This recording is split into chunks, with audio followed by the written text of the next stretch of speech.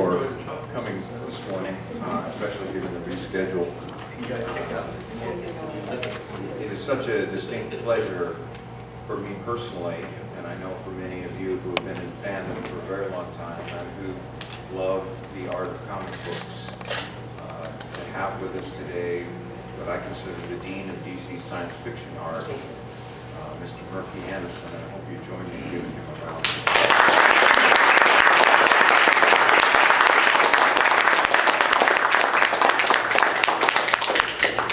I wanted to start today. Can everyone hear okay? Yeah, Gary, get close to the mic. Get close to the mic.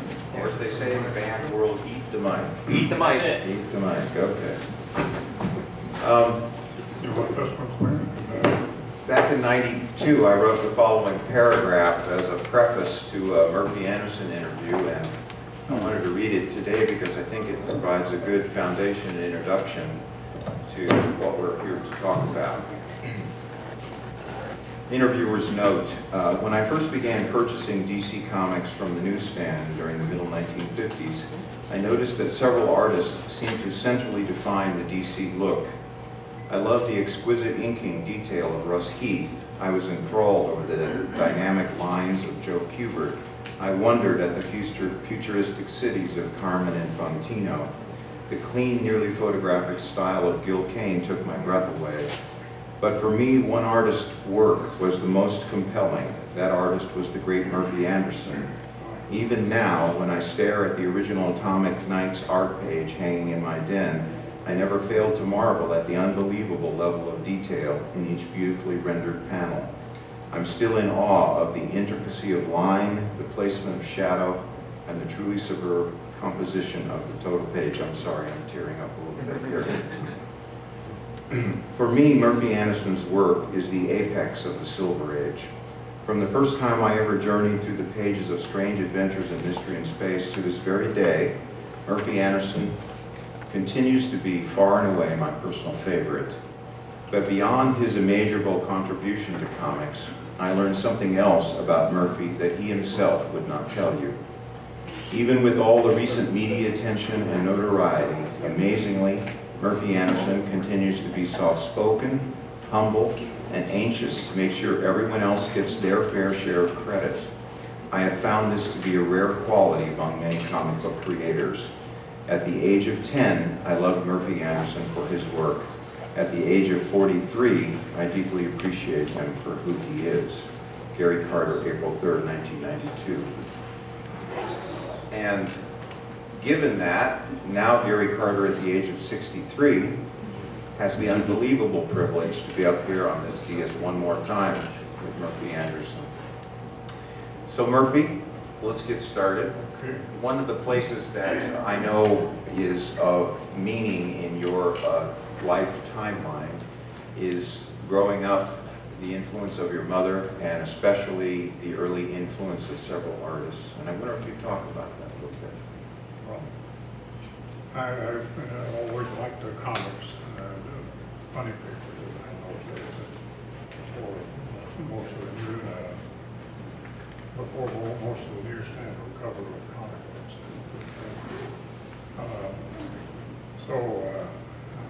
I devoured them, and my mother helped me to learn to read. She wanted a teacher before she got married. So I went off and running.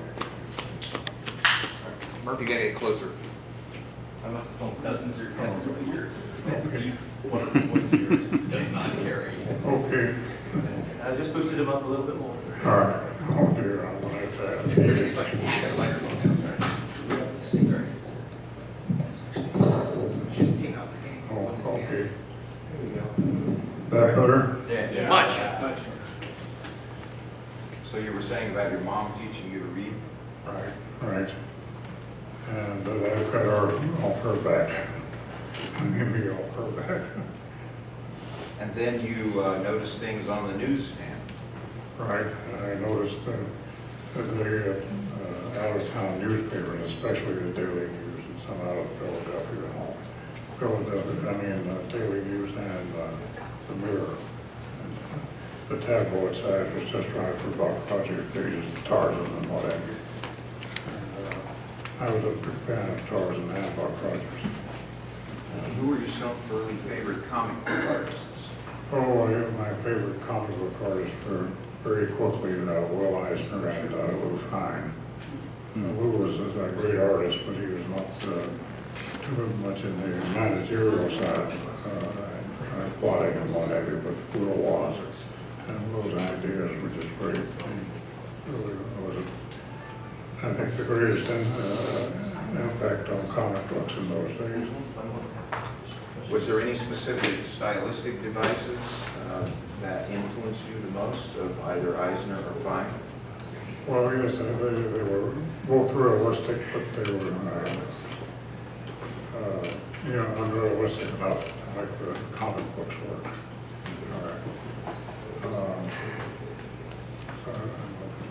Okay. So then you decided to become an artist at some point in your life. How old were you when you made that decision? Oh, I think by the time I was 10 or 11 years old, I was thinking along those lines. A couple of magazines, the boys' magazines, open those for boys and such, had contests and all, and it gave you a chance to enter their contests and so forth. Do you by any chance recall where your first published piece ended up?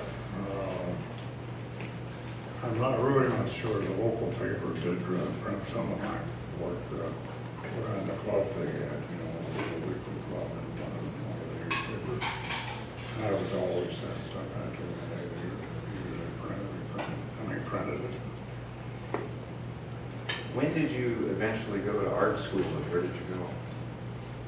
Well, I, of course, went to art classes in high school and junior high, and even at Carolina for a couple of quarters that I was there. I studied some under William Lee Prince, who was I liked his book very much. He was a very nice guy. Was he an illustrator? He was an illustrator, but he did a comic strip for a time. About a boy who I forget now. So how long were you in art school? Well, at Carolina, only 2 quarters. I've been to New York, sent our school newspaper to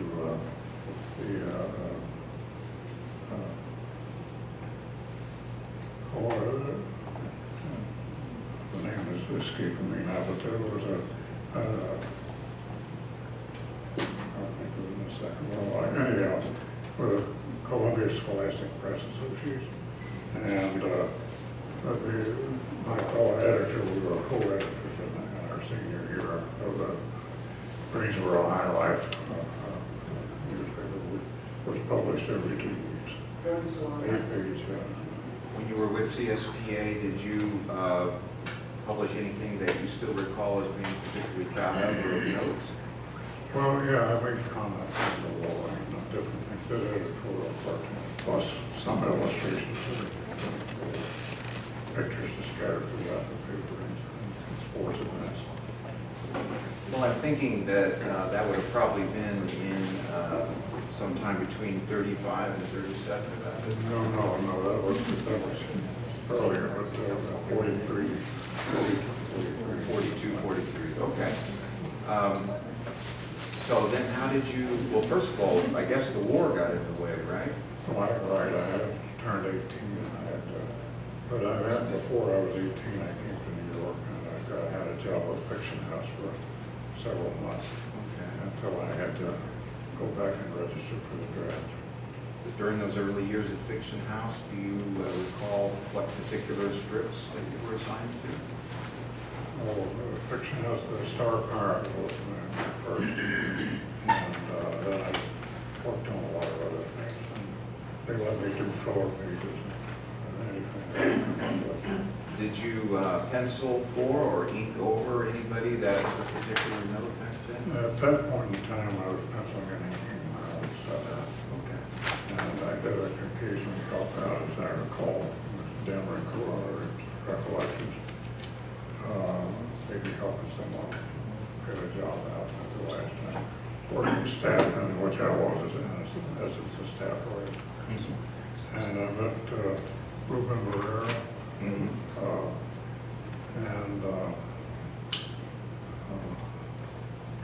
who was the big Kniff Connect?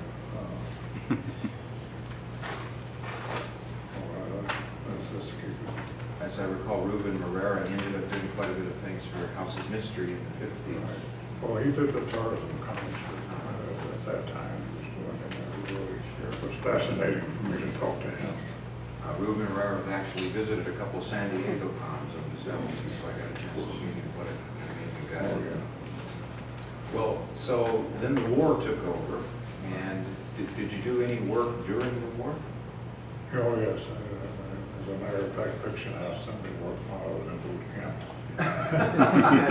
And they made me part of the office crew and my company. And I was able to get some drawing in between them.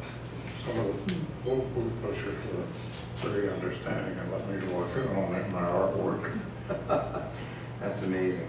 I think we had some, if you move forward a little bit, a couple of slides, I believe I remember there was a Star Pirates, a couple of pages here. And I can see the later Murphey Anderson in the 50s leaking through some of this work, some of your stylistic. Well, I was highly influenced by a lot of Go to the next one.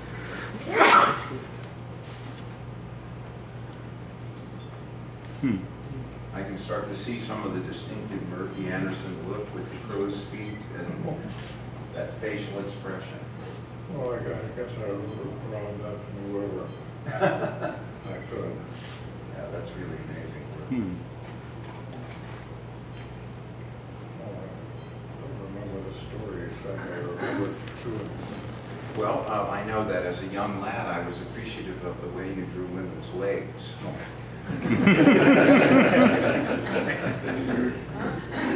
Go to the next one, if you would. Would you hold them out for a minute? This one is a particularly compelling visual from the early years at Fiction House. Really beautiful work. Just gorgeous. Let's let that stick. What else do you remember about your days at Fiction House besides working while you were in the Army to complete the task? Oh, nothing much to say is that party staff was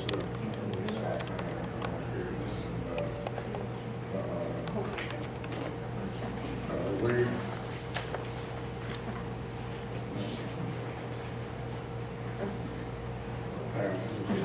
That's all right. That's all right. Did Fiction House provide a stepping stone to meeting with other people and other particular publishing groups? No. And so, at what point during or past the war did you stay with Fiction House even past World War II? Okay. So you were still with Fiction House immediately following the war and on? Yeah, well, they had work on whatever. Did you get any work published in any other areas while you were still with Fiction House? Oh, the school newspapers and that sort of thing. You mean the Scholastic? Yeah, well, Carolina, the Yellow magazine. I got to know the editorial beforehand. I'm keeping track of your age as we go here, so I know you were born in 26, so 10 years old in 36. And if you think about being 10 years old in 1936, relative to the comic books and the emerging comic book market that was coming out on the stand.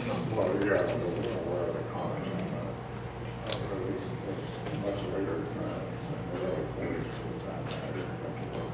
So you were 20 in 46, 1 year after the war, and still working for Fiction House until the early 50s. Well, about that time, having met my wife in Chicago, I decided Chicago was market. Okay. Could you tell us how you met your wife? This nice lady sitting out there in the audience. I stopped in at the service on Michigan Boulevard.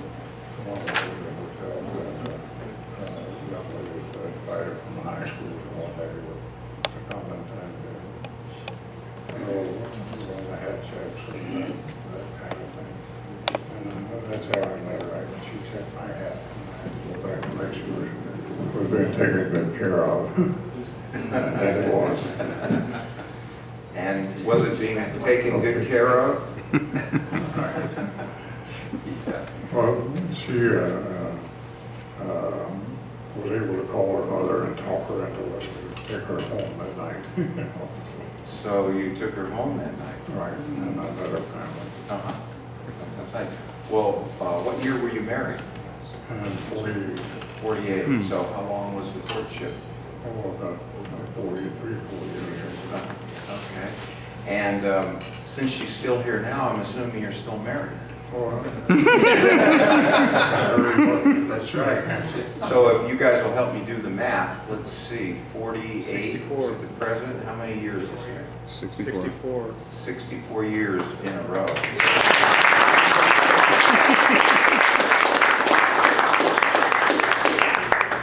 That's amazing. No pun intended. That's amazing. Okay. So, That's fantastic too.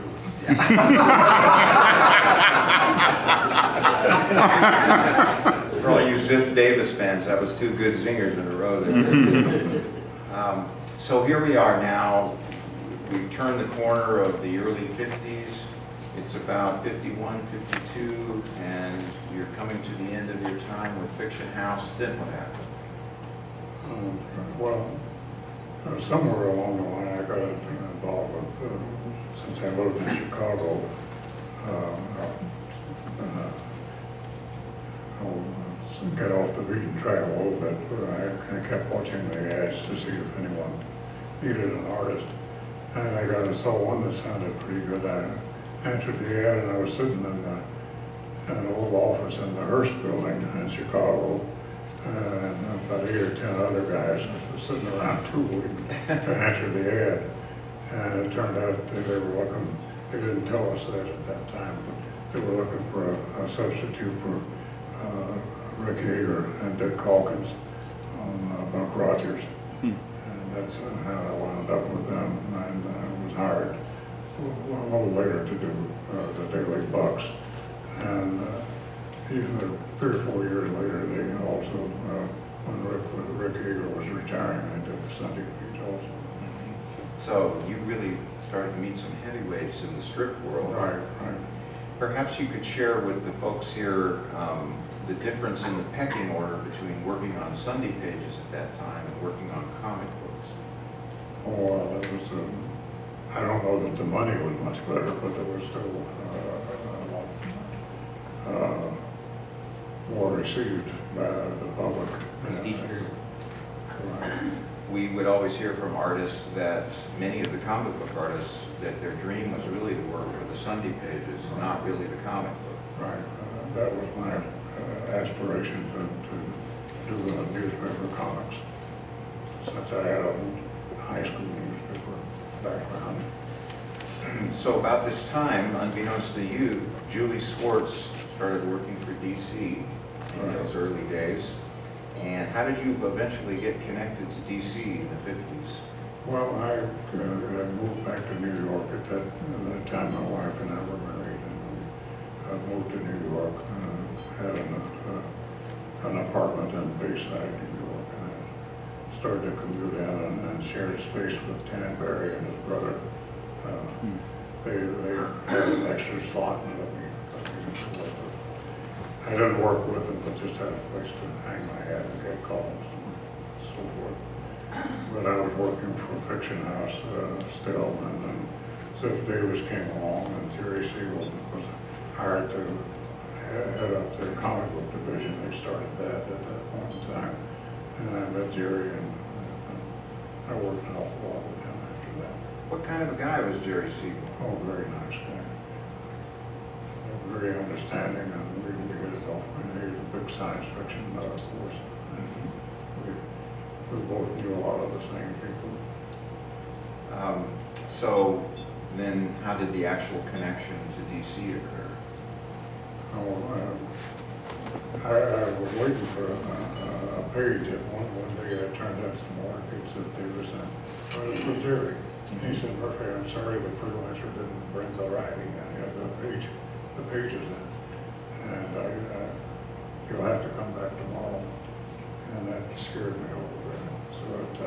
since I was in town anyhow, I decided I'd call on DC Comics, and that's when I met you. Could you tell us about that first day? Do you remember? Well, I guess I really couldn't get in to see them or something. And I had to get a call on a guy on 23rd Street who was, I knew as a publisher of comic books from in the 30s. That was Harry Chesler. And he said, after I talked to him a little while, he said, we're not doing anything right now, Murphy, but I know Jack Byrne up at Fiction House. I can give him a call and maybe, I said, I couldn't get into Fiction House. He said, don't worry, just go up and ask for Jack Byrne. And that was, they gave me a job on Friday and said to come in Monday. Wow, that's nice. Well, so do you recall your first meeting with Julie Swartz? Yeah, that was a little later, and the story about that was with Jerry when he took over. Couldn't give me the artwork that I was supposed to get that day. I got panicked and I went to call DC Comics. I went to call on DC and that's Sal Harrison, and he turned me over to Julie. And that she was like my co-star right then. We became good friends, lifelong friends actually. I know that I was honored to interview Julie a few times, and he always brought you up as on the top of the list. He had high regard for you too. Very nice with Julie, but he was that way with almost everyone. Well, actually, Julie occasionally could be a little pointed in his conversation. But anyway, so do you remember some of the early work that you started to do for DC? This would have been middle 50s, right? Yeah, in the early 50s. I started out, I'm trying to think now. I did a couple of color pages, I believe, but I just took the stories, not about any new character, and Planet Comics and Wings Comics, and occasionally I did some work in Type Comics. Of course, One other thing, Fiction House had they were big on pulp magazines. They would meet the pulp editors, and I did a lot of pulp illustrations over the years for their science fiction and their sports magazines. and I wanted to share with you that I have spent many hours in old shops looking through pulps, trying to find Murphey Anderson illustrations inside of pulps. Not too many, not. Now, they're hard to find. So I'm going to put out the word. If anybody knows of that, please let me know later. Most of the people in this room, I'm willing to bet, are aware of your work, at least early on, through the Strange Adventures and Mystery in Space titles for DC. As you look back on those titles, what are some of your favorite recollections? I enjoyed them, the space stuff especially. And I had a lot of freedom on Gardner Fox was writing most of the genre.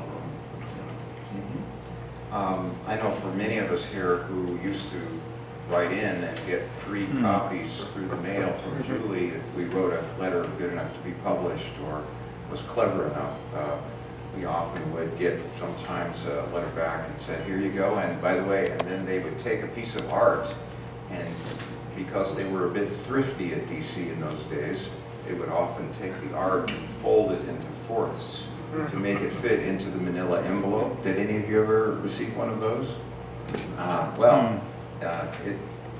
Sometimes it happens, and so sometimes you'll see people who have pieces of original art that's been folded twice so it fits into a manila envelope. And you can imagine, even my young brain, the horror I felt when I opened that up and saw that the artwork had been folded. But that's a whole other story. Atomic Knights continues to become more and more famous with each passing year, and many people describe it as one of your high watermarks at DC. How do you look back on the Well, I atomic enjoyed magazine? it very much, and we talked it out, Louis and I, and John, we go to lunch together. And we figured out what it would be about. That's in the post-war, post-nuclear war in the United States. And they had to wear the uniform because they found that it would shield them from radiation. There's almost everywhere. And I think in New Orleans, they were radiation. I have here, I believe, the only Strange Adventures in which your strip made the cover.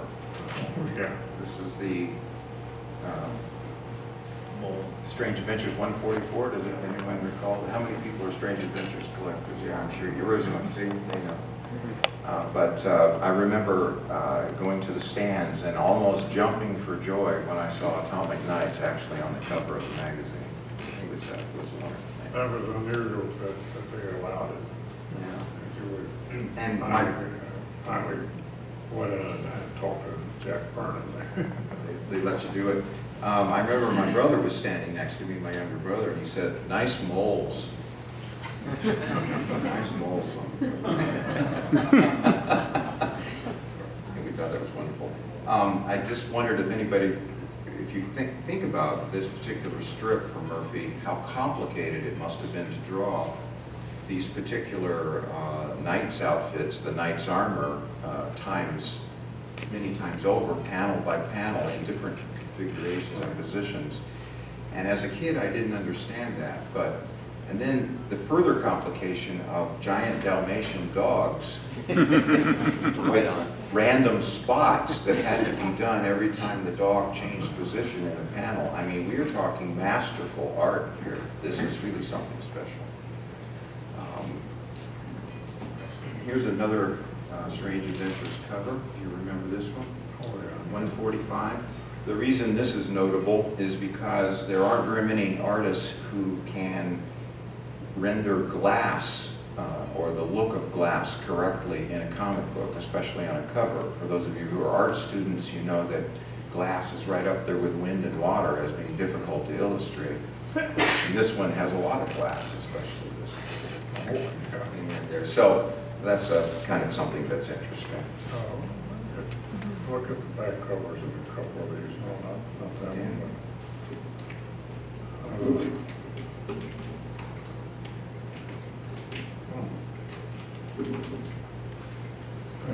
I did a series of covers for them, and that may be one there that was, I did some existing art, that wasn't the one.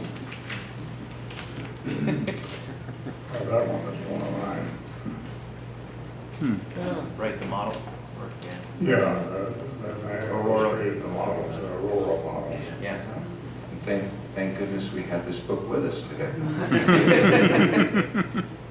Will you be handing them out after the panel? I brought samples for everyone. And it only cost me $140,000. Yeah. Well, I also brought this page, which I wanted to show you, which is the cover to Strange Adventures 138. And that's out of the museum. yeah, and Museum of what Modern do you Art, I think. recall anything? Did you actually go to the New York Museum of Modern Art? Were you inspired? Yeah, but, the Museum of Modern Art was an inspiration, but I didn't do much work on their subject matter. But they were half a block from Fiction House, so It was an easy walk.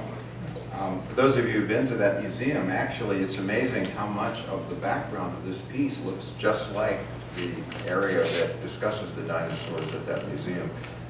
And Because I that am... hasn't changed in all these years. Have any of you been there? Oh, yeah.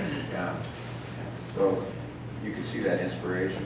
Well, they're in the library of one museum, I think. Not library, but up on Fifth Avenue. And, but the one I'm talking about is on 52nd Street, just off Fifth and 25th and 6th.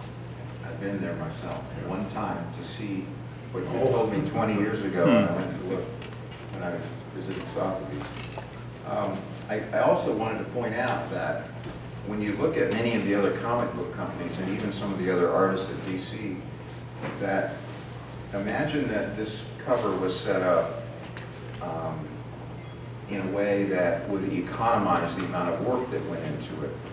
What they would have done is they would have just had the head of the dinosaur skeleton coming into the panel, and probably one human figure in the Stan Lee style would have said, i.e., is it accursed, it will destroy us, or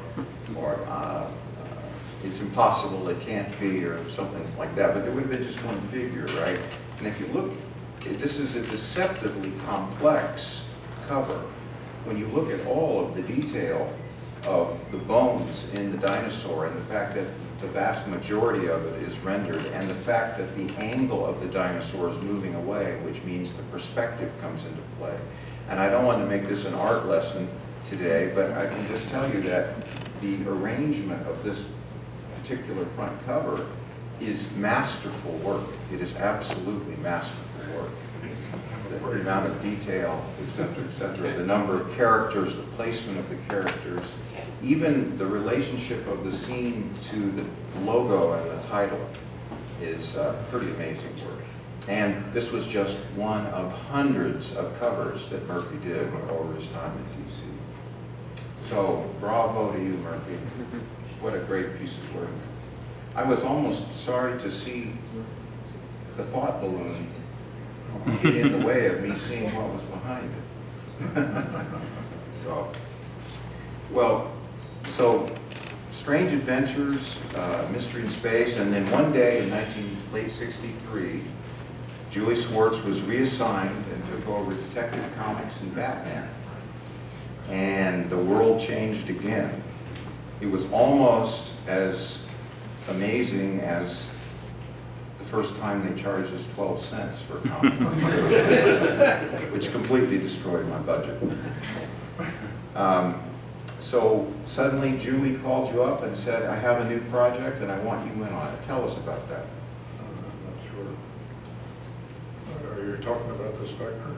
No, I was talking about when you took over a bunch of the work for some of the Batman stories. Oh, yes. And I got to work on Batman. I didn't do a lot of the penciling, but I did quite a bit of making, as I recall. If some comic fans often suggest that your inking over Carmen Infantino pencils was some of the most amazing work in history. What was it like to ink Carmen Infantino?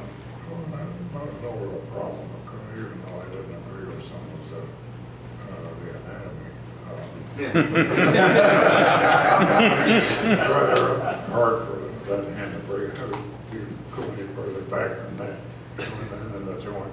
Carmine could figure out how feet and hand were done that way. And it's really difficult for me to do it incorrectly, but we worked it out. But his forte was really layout and getting an idea across. He really was very good at that. Julie Swartz once gave you a compliment in an interview indicating that as brilliant as Carmine was in doing layout and design, that it was really the Anderson inking that sort of brought it to life and made it sort of visually compelling. Well, I guess I was trying to ink more like Reed Crandall or Will or some of the more realistic artists. But he was very good. He could really express an idea and bring it all. I'm going to continue to move ahead because I'm noting our time a little bit. And I thought we could move into the middle 60s and talk about some things like, well, no, before I do that, I wanted to talk about what happened to kids who were seduced to buy a comic book with a Murphey Anderson cover, but then when we opened it up, there was a different artist. And I'm talking particularly about things like JLA1 brave and bold 29 and 30, and some of those great JLA 2, JLA 3, where the slave ship of space, could a kid on the Earth have resisted JLA 3, the slave ship of space? I do not think that was possible. With that beautiful outer space black background and the green ship and Kanjar Row. Yeah, that was a pretty amazing cover. But then when we got it home, as happened to us with several other issues, we opened it up and we noticed you weren't selected as the artist on the inside. How did that happen? Well, he needed me on the other stuff I was doing, you know, and I think it's pretty to cover it. You never know where it might lead. Mm-hmm. Eventually I might all stories and so forth. But that was a thing that I'd done in pulp magazines. Julie was a great pulp fan, and also they represented many of the writers in pulps, and was their agent. So he knew all the editors and was able to get work done like that. Wow. Well, I'm going to hold up a cover now, and I'd like you, if you would, just to kind of tell me what you remember about it. Oh, nothing too much. We wanted something spectacular for the cover, and I guess that was different. Well, I would say this is drastically different. I want all of you who've seen a million comic book covers from the 50s and 60s. Think about how this would have stood out on the newsstand with this strange perspective of looking down and the large Hawkman figure. And also, once again, notice the detail in the musculature of the torso and the arms. Pretty amazing work. Let me keep going here. Here's one of the disappointments. Well, I won't go into that. Don't knock Mike Sikowski. Come on. How about this one? Yeah. This is Showcase 64, one of the Spectre tryouts.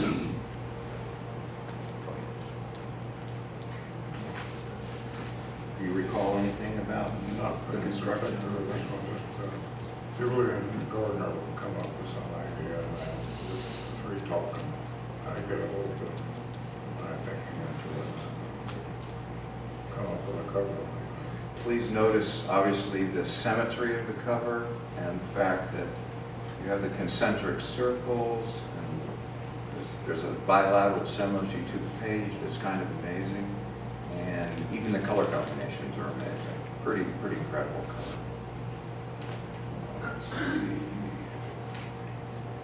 Here's Murphey Anderson gorillas are like no other gorillas in the world. Well, Carmine was it that started that one. That's true, and of course Carmine knew pencils. But when you brought it to the flesh, I mean, I'm telling you, that was really amazing stuff. Beautiful. Hawkman number 2, with one of the covers where you're suspended in space over New York City. Pretty amazing work. Let's see, perhaps the icon cover of all time for the 60s. Many of you recognize it. Yes. Some of you are nodding your head. For Showcase 61, which was another Spectre tryout. But think of the composition of this cover.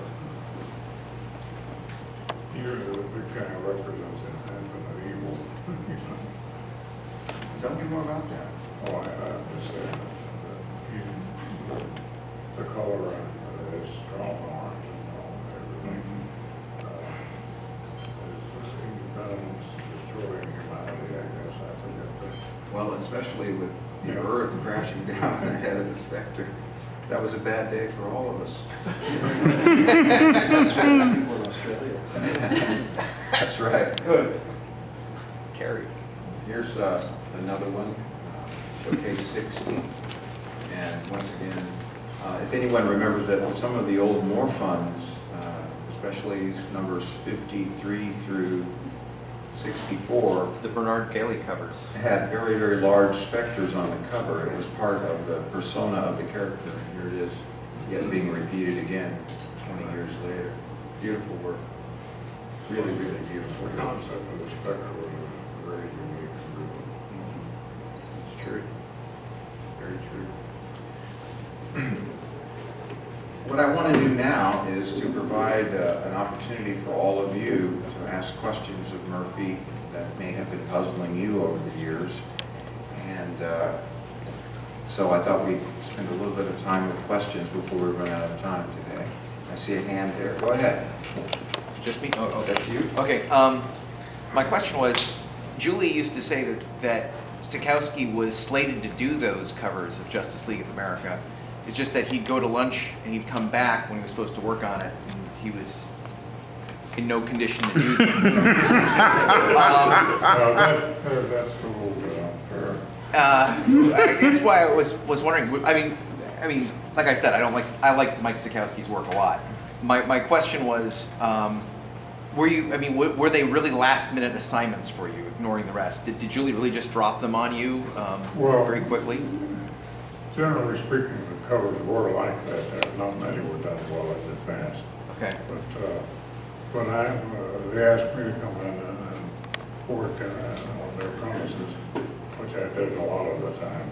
Right. And when someone would come in, more wines, who might need some help, or Jack Schiff might need some help. They're on the cover with whatever problem they'd call me in and ask me to ink it or fix this, fix that to suit their editorial qualifications. See, because that was also, Julie would start off often before plotting the stories with the writers with the cover idea. Right. So, almost it seems counterintuitive to the way they were working back then, than just, than what Julie said about dropping the covers on you last minute and having you do them. That was Fairly often that did happen. Yeah. I started about afternoon and have to leave before leaving the premises. Yeah. Which was not a very difficult thing, but there were little problems with some of the artwork having to move around and so forth. So we got about. Another question from the audience? There's one over there. Yeah, Mr. Anderson, how did you get the assignment to do the John Carter strip for DC? Oh.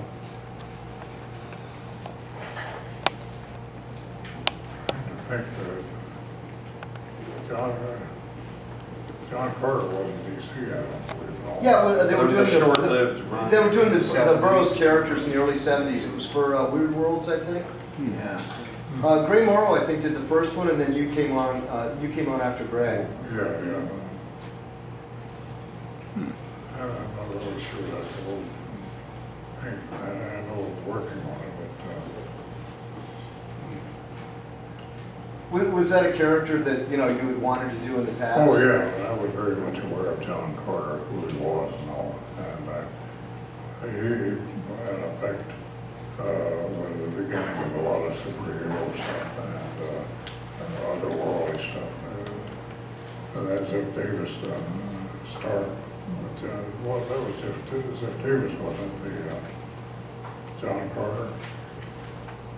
I know it was a syndicated strip with John Coleman Burroughs for a while, and then I guess it was in comics, right? I think Jesse Marsh did it. Yeah. It was in comics in the 1940s for a while. Yeah. And then later sort of reappeared in those Weird Worlds. Right, yeah, when DC got the license to do all the Burroughs characters. That's right. Any other? Mr. Anderson, how would you compare John Carter to Gary Carter? You don't have to answer that. I want to thank you. I can jump higher. How is working for different companies and different editors, how do the different editors approach art? Like, we talk about the different editors that you work with. How they approach it the same, or as an artist, does someone correct your art more? How did that work and dynamic? Well, normally the editor was responsible for letting the other artists maybe change some of the artwork of the original guy, if that's what you're asking. Yes. Yeah. But that was rarely a problem. And I didn't do any editorial changes that were of any impact, I would think. Just little things had to be fixed. there. Mr. Anderson, in the early 70s, you for a couple of years, you inked a lot of Superman stories over Kurt Swan's pencils. Do you have, how was that collaboration? Can you comment on that? Well, I think that mainly happened when Mort Eisner dropped off the Superman character.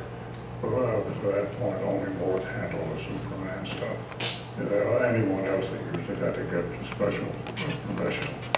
But Jimmy Olsen and all of the Superman family were handled by Mort, and very successfully. He went to California quite a bit, working on plots and different trends for the borough stuff. So it was unusual when he gave it up, but that's what happened. Did I answer your question? I'm not sure. Yeah, thank you. Question over there? Hi. Is there any objects or characters or even stories that you did not like to draw, or just as a habit you really have to barrel through when you were working? No, I think almost everything was palatable. You know, I could work on it just a bit. Certainly I have a certain effect as a rule. So I could change things a little bit if I had to. Take it home and have to do it in the middle of the night, you know. It's kind of tough to not change something you felt very much necessary. Actually, kind of conversely, which work did you enjoy the most, or were you most proud of? Well, I guess since I like Buck Rogers so much, that was one of the first things. And I like the science fiction material. And of course, working for Julie, a lot of the stuff, what you call Buck Rogers stuff, you know, all that science fiction. Not all, but I mean a lot of it was space opera. And I enjoyed it. Back in the days of CBM, at one point we had thought about doing an encyclopedia of Julie Swartz DC aliens. There was, we figured there had to be at least more than 300 that were created over the course of very few years. Another question in the back there? Me? Yes. What was the one thing you enjoyed working on The Brave and the Bold? Well, what's the question? What's the one thing you like about working on The Brave and the Bold? I don't think I worked on that or something like that. Do you recall which issue that you're? Yeah, it said volume 162, something like that? The Black Canary, Starman. Starman. Black Canary. Starman, Black Canary. Black Canary. Well, that was two early characters in DC, and I liked them, you know, and they, Julie, and I think maybe, There you go. This is it. right.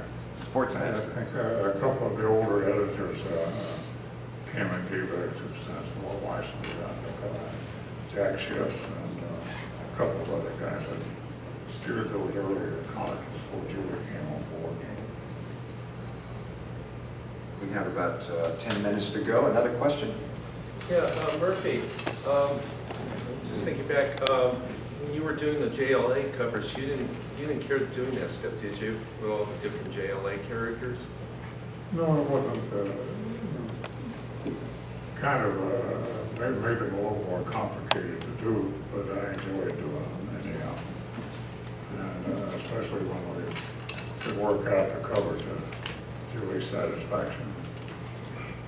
Well, but may I ask one other thing? Did you ever came across meeting Pinar Bailey at all? Pinar Bailey? Did you ever have a chance? Yeah, Bernard Bailey? I met him, but I really. I wonder what his reaction. I often wonder what his reaction to your work on the spectrum would be. I'm not really sure what his reaction was, but he had more or less gone on to other pastures, and when he left, he always appreciated it. The editors always talked well of it. Another question back there?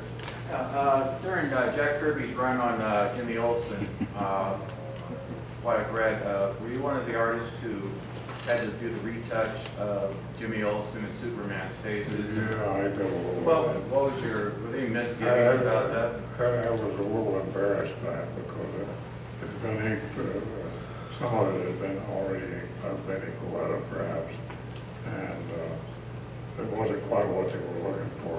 And I would go back and change mostly on the faces, you know. But you, which isn't typical, didn't you actually feel obligated? Didn't you go back to Jack Kirby and apologize to him, if I remember? Yeah, I mean, that's a typical Murphey Anderson gentleman thing to do. They made me do it, Jack, I'm sorry. Question? Yeah, Murphy, did you have a hand in designing Adam Strange's costume? Well, in a way, yes. Well, was that like Carmine's design, or did you just, you know, do something? Bill Kane did that first cover. I'll tell you the truth, I'm not quite sure because I've done characters with that kind of headgear before they started that insurance. So I really don't know, and I'm not quite sure. It may have been one of the periods when I was doing some work for Ziff Davis or someone that I could have taken a new project, Julie, and I can't really answer that one. Yeah, seriously though, I talked to Julie about that. It was Gil Kane, even though he left the character, but that first showcase cover, is it Gil Kane? Yeah, it was Gil that he worked it out, and then of course we all think of it as Carmine. You mentioned your aspiration to do a daily strip or to do a syndicated strip. Were there ever any ideas that you had that you've never used, that's something that you just held on to launch a strip? Well, I tried, but it's very difficult to start a new strip, a new character, especially by an unknown newspaper artist. I had worked on projects, but the sales were not that great. And I think they had more sales in Canada than they did the U.S. in the beginning. So you didn't have your own strip, your idea that you wanted to do, you were doing Buck Riders and thinking, if I can do this, this is what I do? Well, yeah, I would think like that and eventually get knocked down for it.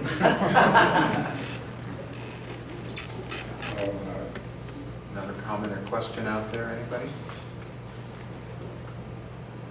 Okay, well, we did have a chance to touch on a couple of things today. One is I would have loved to explore your work on PS Magazine.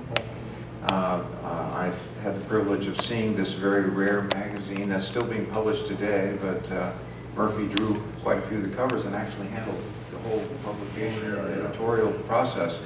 And I got to see those covers, about 55 of those, and some of the science fiction related covers on some of those very rare digest sized magazines hint at later Strange Adventures covers in terms of some of the composition and the aliens. So for collectors out there who think you know everything there is to collect about Murphey Anderson, let me tell you that PS Magazine is worth going online and seeing what you can do to look up, see what's going on with that. I'll be honest about that. PS was one of my favorite projects. I felt that... You know, we have a minute. Would you care to share a little bit about it? No, it's just that first of all, I knew what had created the concept for the Army. And so when he was working during World War II, and they had him down at Aberdeen, I think it was. And he started the whole idea of PS Magazine. And after a time, he got embroiled in other things. And I had helped him on PS when I worked on staff for him. And the people down at PS knew my work. You know, I knew them personally because I had to go down for reviews and so forth. And so I wound up getting the contract at that point in time when it was up for grabs. And I worked on it for several years. Do you recall it, how many years approximately? I can ask my better half, maybe she knows. Better half? How many years did you work on PS Magazine? Yeah. 10 years. 10 years. I would like to speak with you, Mr. Carter, Okay, about Murphy. okay. Someone asked a question. Could we get a what- microphone back there? What he liked to do. I never heard Murph complain about anything he had to do. He just loved to work in the comics. He never complained about any story or anything. You know, Hawkman had all those things. Murph never complained about that. Well, I can imagine myself.